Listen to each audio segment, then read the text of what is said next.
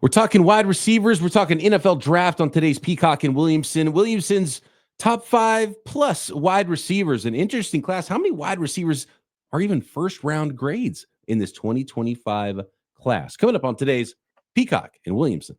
NFL analyst Brian Peacock and former NFL scout Matt Williamson bring you expert NFL analysis every day in less than 30 minutes.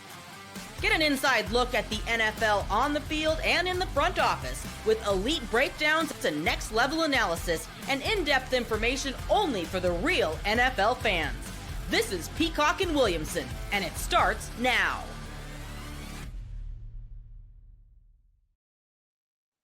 Welcome to the Peacock and Williamson NFL Show. Brian Peacock alongside Matt Williamson at BD Peacock at Williamson NFL. Thanks for making us your first listen on the Locked On Podcast Network, your team every day. Love our everydayers. Appreciate you stopping in. Hit that thumbs up. If you're on YouTube, let us know you stopped by. If you're new to the program, please pause and hit subscribe on YouTube or wherever you are listening to this podcast so you can get that draft fix every day because it's full draft season. That first wave of free agency is over. We're going to get some other news and some other trades and things like that, but full force now in the next 5 weeks as we head toward the NFL draft, starting with today's episode about wide receiver rankings. I do want to let everybody know that today's episode is brought to you by Game Time. Download the Game Time app, create an account, and use code LOCKEDONNFL for $20 off your first purchase. So just for those folks out there, Matt Williamson is doing his positional rankings for Steelers.com, right? So you can find the write-ups and a little bit more information of the reasoning behind Matt Williamson's rankings at Steelers.com. But we're going to do some wide receivers today, Matt, because it's an interesting... And I always have to say, BP, that is Matt Williamson's rankings. It does not reflect what the Steelers want to do. We always have to do these. We do these videos, and we have to say it at the beginning, at the end. So don't be like, oh, the Steelers like this guy. No, that's just mine for the site. Yeah. This is Matt Williamson's personal rankings when he puts his scouting eye to the tape for these wide receivers in the 2025 class. And just big picture here, Matt. So you go through free agency and what we've seen the last, handful of years in the NFL, wide receivers are being valued by NFL teams more and more and more and more. Yeah. There's some good wide receiver prospects in this class. It's not as good of a wide receiver class as we've seen in there's been some phenomenal wide receiver classes recently. There's some really good prospects. And I think some slam dunk first round prospects. But Daniel Jeremiah and Mel Kiper, and you start looking at all these mock drafts from different analysts, and a lot of them very plugged in and have sources inside NFL teams in the scouting community. And wide receivers are dropping like stones in mock drafts. What gives here? Because that doesn't add up to me. Because I think there's some good prospects, and everyone needs wide receivers. And the wide receiver, the highest paid non-quarterback in the NFL is a wide receiver making $40 million a year, and teams are going to pass on Luther Burden in the draft. I don't know. Especially in this class, it's not like there's a huge blue chip group of non-wide receivers that you're selecting from either, especially when you get into the middle portion of the round. Yeah, and I just recorded with Kate and Marcus on Locked On Dynasty. We dug into this heavily from a fantasy angle, but obviously there's a massive overlap. And one thing I said there, which I do believe to be true, is I don't want to overreact to mock drafts on March 19th, too much. But the two guys I'm do overreact to are Mel and DJ. They are really plugged in with scouts and GMs, and people tell them things that I do believe. And I think both those guys, the little I know of them, mock with their ears. They rank with their eyes, they mock with their ears, what they're hearing. Now, I'm with you, though. There's a lot of teams that need receivers all through this draft. The Chargers, just these, good teams. They're not just teams that need everything, that need receivers.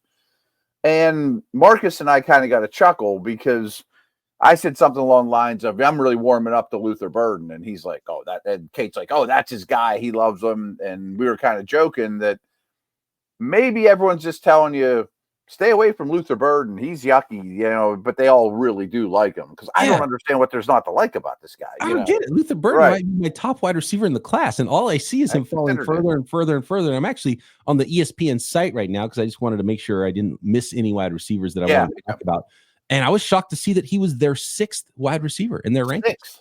And he's like 1B at worst for me in this class. So I don't know. Anyway, so let's go from the top. He comes in third on mine, but I considered him at 1 as well. Yeah. I mean, he's a clear first round talent, right? I agree, especially in not a great first round. I mean, Yes. he's a dynamic big ball. We could even start with him. I said he's number 3. So 2 years ago was much better tape, much more production. He was at the top of the list with T-Mac, the way too early mock drafts, all those type of things. But he's big and sturdy. And this past year, they threw him 8,000 bubble screens. I mean, there's the only way that they can manufacture offense at Missouri. It was miserable. Their offensive line was terrible across the board. The quarterback was worse. So let's just get the ball to Luther's hands and he can maybe make 3 people miss and maybe we'll get a first down. You know what I mean? Like, it was that bad. But I think there's still enough that, yeah, he's a developing route runner, but he can still run comebacks and posts and outs and things like that, traditional routes. And he's probably the best receiver after the catch in this group. I think back to Ole Miss when DK Metcalf and AJ Brown were coming out. Yeah. And that offense did those guys no favors. And then you No, look at good the point. NFL and they're like, oh yeah, okay. And that's kind of the way I feel about Luther Burden. It's like I see like he plays like Amon-Ra St. Brown with his physicality, yet he's faster and he gives you more after the catch. He's a tough guy. I've got no problem with the way he runs routes. I think the offense was just terrible, and the way he was asked to do was done a certain way. I mean, Luther Burden is a slam dunk player for me, man. And if he starts to the end of the first round and goes to one of these good playoff teams at the end of the round, I mean, it'll just be silly to me. And I just have a hard time believing that. So I think there might be some Schadenfreude going on with teams and wanting Luther Burden, and that's why they're kind of bad mouthing him, because it is Lions season after all. And so I'm kind of shocked by seeing Luther Burden fall potentially out of the first round in mock drafts, because that's insane. And you look at the last year's wide receiver class; that was a really good wide receiver class, right? Great. Luther Burden doesn't have a better grade than Ricky Pearsall, who went 31. Right. I mean, like, I think Roma Dunze, who's pretty clear third last year, would be 1 this year. I mean, that's a different story altogether. But the way you phrased it, he's better than Coleman and Pearsall and maybe even at the time McConkey. I mean, I know McConkey's had a great rookie year. I mean, but I'm just talking about the draft version that we saw. I'm with you. I mean, it's funny you mentioned the Ole Miss dudes. I mean, it's pretty clear we overthought DK Metcalf and AJ Brown. I mean, they could probably walk in the room and be like, we probably should take them ahead of Andy Isabella, don't you think? You know what I mean? Like, come on. What are you doing here? Who would my daughter pick? DK Metcalf, AJ Brown, or Andy Isabella? Like, give me the big dude. Like, let's not overthink this too much.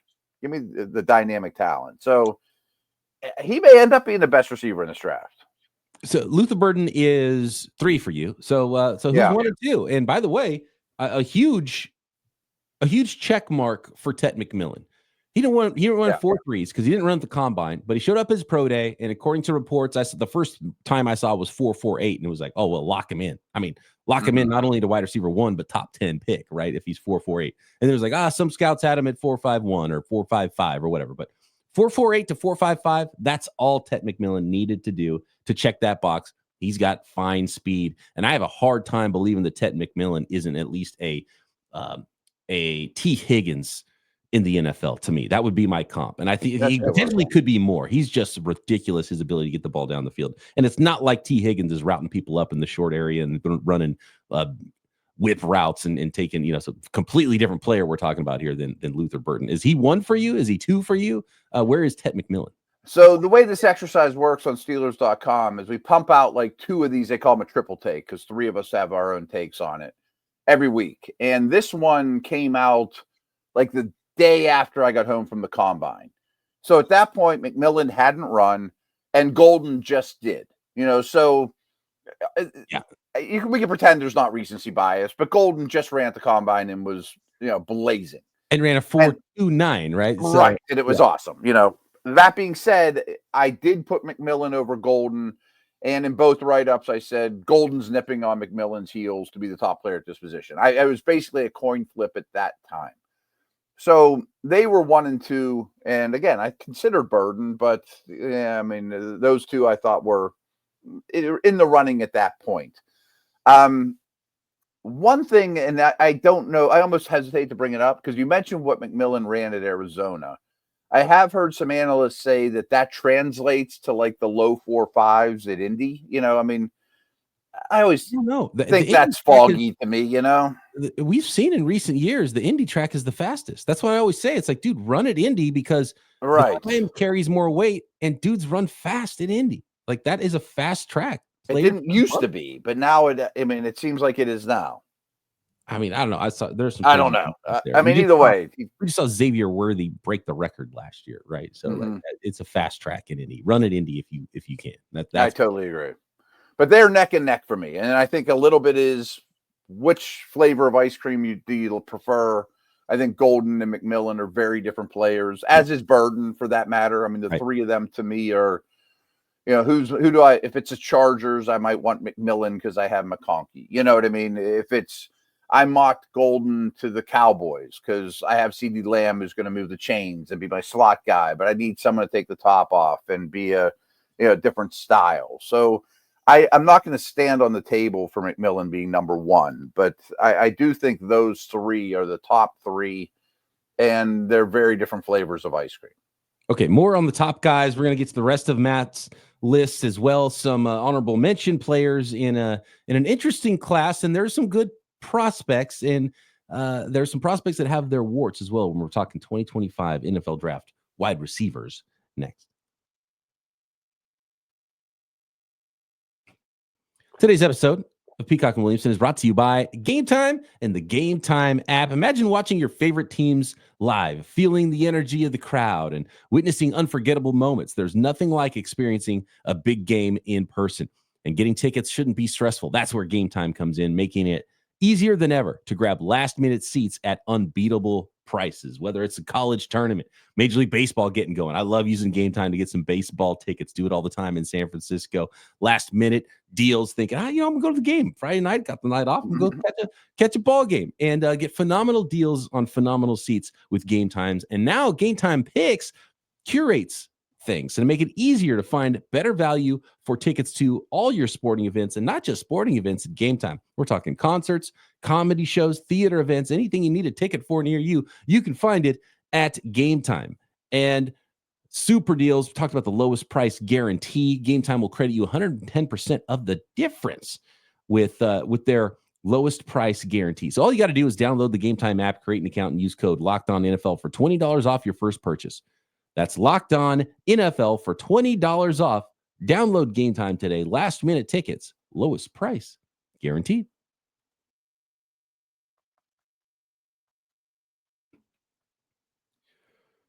Okay, we got Tet McMillan 1. Is it a 1A, 1B with Golden, or is it a 1, 2, 3? Yeah. And I'm gonna stick with Burden at 3. Burden at 3. But okay. I'm a fan. I think he's a first round player too. And yeah, you mentioned how different those guys are. So it might be sort of eye of the beholder. And it's like, man, we need the guy who can route it up a short to intermediate area that does also have top speed. And I think that's why you see so much helium for Golden right now. I think when he declared for the draft, there was a lot of people like, oh yeah, maybe he's a first round guy. And then he goes to the combine. Now he wasn't big. He's not huge, right. 5'11". Let me find the exact numbers here for. I think he's 5'11", 191 is what I had him at. That's exactly what it is. 5'11", 191. Shorter arms, 4.29 in the 40, and not only the fastest 40, but the fastest 10-yard split as well. 1.49 in his first 10 yards of that 40-yard dash. And I want to double. I don't think is McMillan's strength. I think he's a build-up. Right. I don't think he's an instant guy. Yeah. One other wide receiver, Jalen Royals, who's an interesting one. I like Royals. He had a 1.49 in his 10-yard split, but a 4.42 40.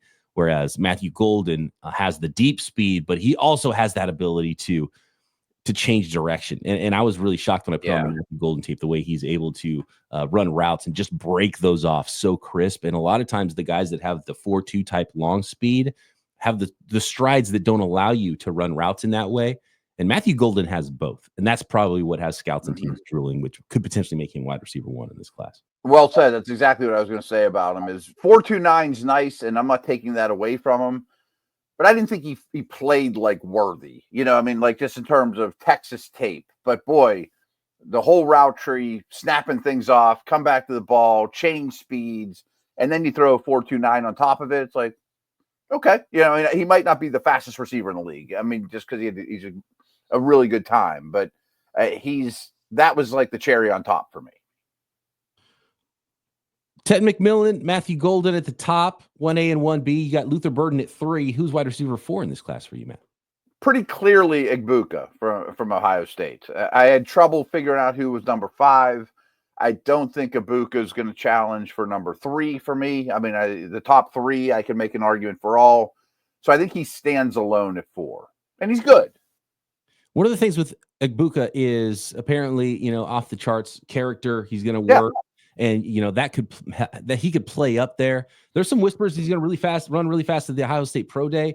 I don't know if I see that dynamic athletic ability. I think he's like so solid across the board. He's just like a B student, and it's like the floor is high, but the ceiling is not quite as high. It's like, to me, Egbuka is either going to be a wide receiver 2 or a wide receiver 3. And nothing else. Like he's not going to be a 1, but he's not going to be a bust either. And that's kind of how I view him. It's just like, okay, does he?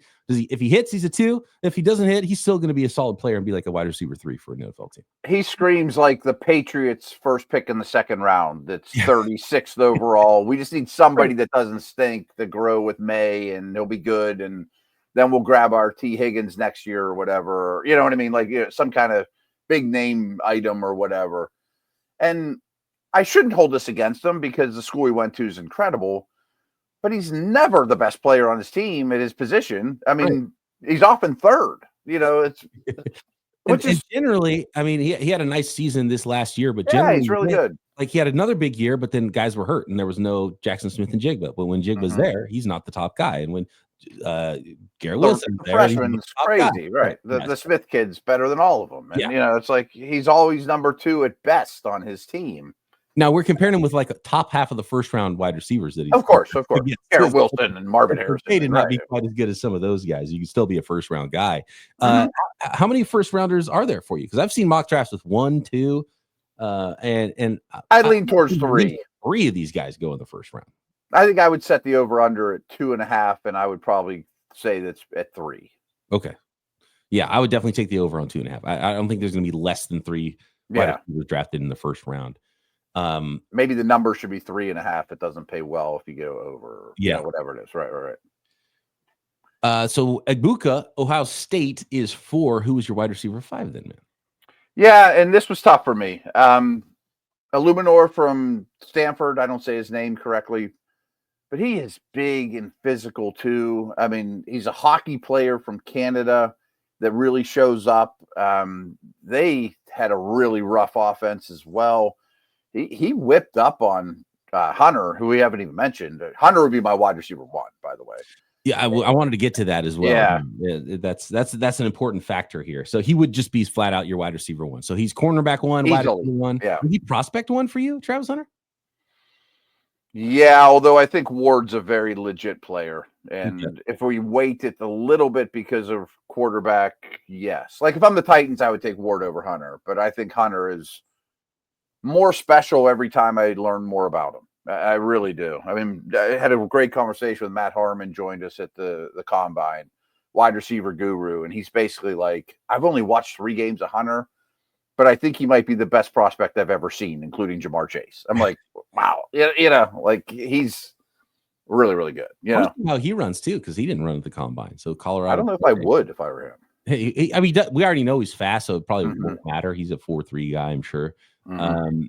But his just natural ability is absurd, and that's why I like Ted McMillan. He's got some superstar potential, and like he can run a 4.55. I don't care. He is so good down the field, and he gives you a little more after the catch than I thought. Just don't expect him to be a guy catching screen passes, and if he's like a true X wide receiver, and he can get out there and make plays and unbelievable ball skills, and that's kind of what. It's just like it's easy. You see it and like, oh my God, this player can do things that most people can't. 100%. You can find a guy who can run 4.29, but can you go make a play when your team needs it? And I see that in Tet, and absolutely see that in Travis Hunter. Even though I don't know if Travis Hunter will end up being a full-time wide receiver or not, but yeah, he deserves to be kind of asterisk at the top for potential top wide receiver in this class as well. So I am a big fan of Ayuamor, I think is how you pronounce it. I'm sure I'm killing that. But I was torn.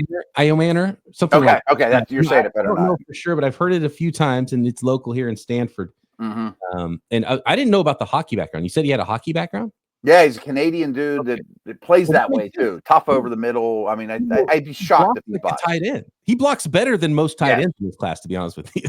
Yes, and the bad offense. If I were to redo it, though, I was torn between Jayden Higgins from Iowa State. They have two guys I like a lot. Jalen Noel and Higgins are very, very different. I probably would put Higgins at 5 and the Stanford dude at 6. But I was torn at the time, and I'm still a little bit torn. Let's get more into that because Jayden Higgins, I think, deserves a little bit of a conversation. And I was pleasantly surprised because I hadn't watched him before the combine. We'll talk about his Iowa State teammate and some more wide receivers outside of Matt Williamson's top 5 next. The NCAA tournament is here, and so is the Bracket Breakdown. Locked On Podcast Network and Amazon Fire TV channels are teaming up to deliver NCAA tournament coverage like never before. Watch studio shows featuring former players and Locked On's local experts as they guide you through every upset, buzzer beater, and bracket matchup. Stream it all for free on Amazon Fire TV channel. Search Bracket Breakdown to see it all for free. It's your team every day.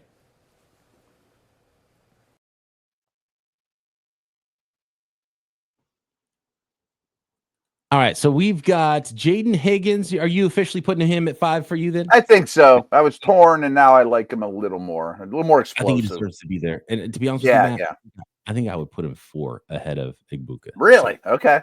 I was a little put I see the case. Egbuka's tape. Like Egbuka's just he's so solid, but I think with some of these other guys, you can dare to dream a little bit more about what they could be. And I was very impressed with Jayden Higgins, and really opened my eyes. 6'4", 214, so very same size as Tet McMillan, by the way.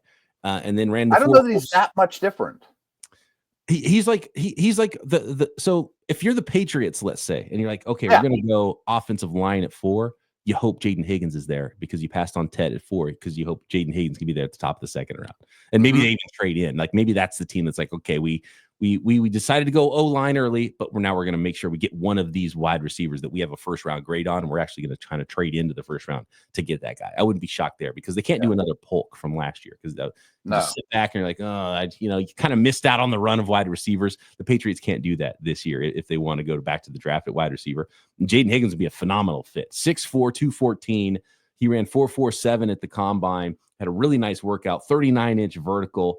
153 10-yard split, which is really good, and for a bigger wide receiver, because a lot of those guys have the build-up type of speed. So it's nice to see him be able to get out of the blocks. And you put on the tape, really good. The entire route tree, get the ball down the field, ball skills. Like he has everything. And so for his hip, he can come out with breaks. Yeah, he's pretty darn good. I think he is a sneaky. I don't know if this is how draft bets work, but whatever his over under position to get taken at, I would take under lower earlier, maybe he ends up going 29th, and we're sitting there watching the draft going, I didn't see that coming, but then it's like, well, now it adds up, No, I like Jayden Higgins quite a bit, and to be honest with you, that's why for me it's like 1, 2 wide receivers. No, I'd say 3 or 4 wide receivers end up going in the first round, whether it's Egbuka, whether it's Jayden Higgins. And look, if these guys fall to the second round and you're sitting there, and I talk about this because I do Locked On 49ers, there is a 100, it's not even 99%, Matt. There is a 100% chance that Kyle Shanahan absolutely loves Luther Burden. If he gets anywhere 43, then throw everything else out the window. He's going to go get him, right? So, like if you're the Titans and you start with Ward and Higgins, okay. Yeah. I mean, I love that. Let's go. So even if these guys get to the top of the second round, they're not going to last very long there if they get out of the 100%. Yeah. And I can see why someone might take Higgins over Egbuka too. The Patriots in particular. We already got Polk, and we took the safe route. I don't want to go the safe route. Yeah. There's some other guys with speed as well. We talked about Iomanor, who's just that physical, I think he's a second round guy, but he doesn't get you super excited just because he's not the fastest, quickest guy in the world. But he ran a good 40 time. But he's a weird one. So he ran a nice 40 time at the combine, 4.44 at just a hair under 6'2", 206. But the worst 10-yard split of the entire class, 1.58. He's definitely a build-up guy. Yeah, just want to make sure. Yeah, even some guys that ran 4.6 ran a faster 10-yard split. So interesting player there, but he'll block. You don't see a lot of suddenness, right? You see dirty work, and coaches will love him, and that's great. But I don't know if that wins you championships, And Jack Bech is kind of like that way too. Bech is another one. Like, right? You should not be shocked if Jack Bech sneaks into the first round either. Like that. See, this is why this class is actually better than I think people are billing it. Like Jack Bech is a pretty awesome prospect. 6'1", 214. He's got physicality. He's got athleticism. He had a phenomenal 3-cone. He's a good route runner. He's strong and physical. And I know he ended up at TCU, but he was a big time prospect too. Started out at I believe LSU, right? And was awesome at the Senior Bowl. I mean, he's a dude. He's a dude. I mean, he'll stick in the league. I mean, there's obviously Cooper Kupp comparisons, and that might be a little rich, but he fights for the football. He shields guys off. He was really, really good at the Senior Bowl. He's hard not to like. He's got a cool, unfortunate backstory about his brother who got killed in the New Orleans tragedy as well. So, I mean, like, he's real easy to root for. I think he's a second rounder pretty much all day long, don't you? Yeah, and it's really easy watching him. Like, well, he's going to be a Ram. I just don't know which Ram. Right. Yeah. I like Noel from Ohio State as well. He's more slot, but he's pretty rocked up. I mean, he can really run too. I mean, a modern day vertical slot that can also play outside a little. But overall, I mean, like compared to other receiver classes, my 8th, 9th, 10th receiver is not nearly as good as it usually is. That's where it falls off. So for me, I go Higgins, then I go Bech, and then I go Egbuka. I think Bech and Egbuka are kind of in that high second round range for me. But then after that, I think there's a drop before you get to the rest of the guys, and that's where the class really isn't as deep. And you could argue for a lot of different guys that are a lot of different shapes and sizes. You mentioned Noel was 5'10", 194, ran a 4.39, 41.5-inch vertical as well. Yeah, I like him. Broad jump. You got Xavier Restrepo, who coach is gonna love, but he's not body beautiful. He's built like a running back, 5'10", 209. Super short arms. But man, if you want that little slot guy that's tough, that could get open, that's savvy, teams might like him. We talked about Jalen Royals, who's 6 foot 205 and ran a 4.42. So similarities in his body type to Luther Burden. Really good run after the catch. Got that running back almost build. For a team in the middle rounds. There's a lot of really interesting prospects. Tez Johnson has nice tape, but at 154 pounds, Matt. I know. You can't do it. He ran a 4.51. And here's the thing. Oregon just had their pro day yesterday, and he didn't run again. So that's like, dude, you couldn't try to get 4.49 out of it. I mean, that tells you something. Teams are not going to, I know there's a couple of really light receivers that have gone high recently, but Tutu Atwell's making $10 million a year now, but Tutu Atwell runs with the 4.3s. Right. But he's not that good. I think it's a day 3. I do too. Yeah. I got a problem with that one. Another name I did want to throw out. You mentioned Ole Miss before. Tre Harris from Ole Miss to me is get down the field, vertical. Their offense was much better when he was in there than not. And the guy that everyone forgets about that I'm not huge on, but Isaiah Bond, everyone thought might fight Worthy's time, and he ran great, but it wasn't historically great. So now we think he stinks, but he's another one of these small vertical guys, that it's not really my style. He's just the same guy. He's the same guy that we thought. So you don't have to move him up. Who we thought he is. Great 40 time. He's fast. He's fast. All those Texas guys. One more receiver I want to talk about. I don't know if he's even a receiver, but he's a freak of nature, and that's Savion Williams. That's the name I wanted to bring up too. He's 6'4", 222. He ran 4.48, 1.52 10-yard split. Didn't do any of the other jumps or anything. But you watch him on tape, and he's ridiculous with the ball in his hands. I think he was a former quarterback. He's not a good receiver. So no. I don't know. He might be Laviska Shenault. Yeah, I think Cordero Patterson is kind of the comps. Right. Yeah, which makes sense. Big, fast, athletic. And if you like him, of course, he's Debo, which every year there's got to be a Debo, right? There's got to be a Debo every year, yeah. Jalen Royals getting a little bit of that as well, but Savion Williams, yeah. It's like, I don't know. You have to force him the ball in certain ways. So he's only a good fit for teams that are willing to do that. And the NFL, that's just a lot harder to do. The hash marks aren't the same. You're not going to scheme things up for your 5th round pick. You know, it's just he needs to develop more. Of course, I'm sure he'll be like a kick returner from day one. Fine. And that might get you a hat, and we'll see. But there's ability there. A lot of ability, freak of nature, athlete. It's rough though, because college recruiting. There's like, what are you? You're a quarterback. You're a dual threat. You're a wide receiver. Some guys you're athlete. We'll figure out what position you're going to be. You're athlete. That's him. And he's still athlete 4 years later. That's the problem. Like right. Position in college. You kind of he's walked in the receiver room every day, and he's still athlete. Right. All right. There's Matt Williamson's top 5 and more. Let us know what you think at BD Peacock at Williamson NFL. Get those mailbag questions in for this week's pre-draft, post-free agency mailbag is kind of the period we're on right now. So whatever you want to get into, whatever topics or questions you have, hit us up there. You can drop a question in the YouTube comments, subscribe while you're there, and we'll continue rolling here every day toward the 2025 NFL Draft in Peacock and Williamson.